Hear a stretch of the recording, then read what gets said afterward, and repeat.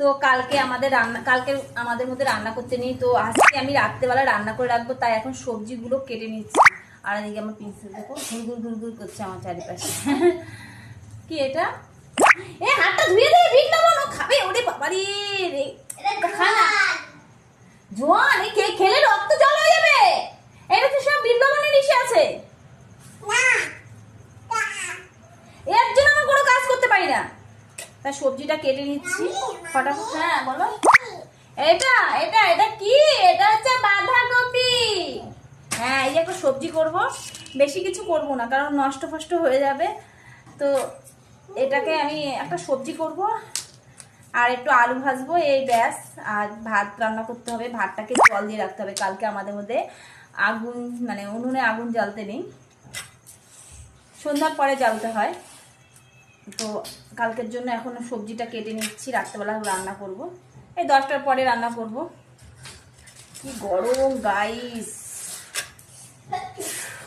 আমাদের এখানে তো ভীষণ গরম। তোমাদের ওখানে কি এরকম আমাদের মতনই গরম? জানি না বাবা। ফ্যানটা চালাতে পারছি না কারণ এই যে কথা বলছি, না তো আওয়াজ হবে। আর এদিকে আমার প্রিন্সেসটা যা জ্বালাচ্ছে, আমার আজকে অনেক কাজ আছে। তারপর আবার ফ্রিজ পরিষ্কার করতে হবে কারণ এটা ফ্রিজ, তো ফ্রিজটাকে আমি পরিষ্কার না করলে হবে না। একটু ফ্রিজ। বাঁধাকপিটা কবে এনেছে, শুকিয়ে পুরো কেমন হয়ে গেছে। আরে বাবা, এত দৌড়ি করছিস কেন দুজা? হ্যাঁ, কি অত্যাচার, মানে কি বলবো। একটু সবজি কাটতে বসেছি তবু শান্তি নেই। বাঁধাকপিটা কেমন হয়ে গেছে, নেতা নেতা হয়ে গেছে। কি এটা? কি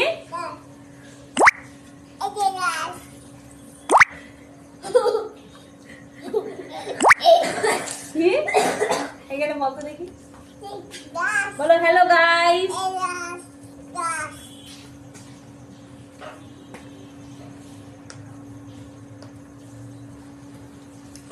বাবা আমার আর দুঃখ কিসে, দেখো গাইস, আমার প্রিন্সেস এদিকে দেখেছো ঘর মুছছে।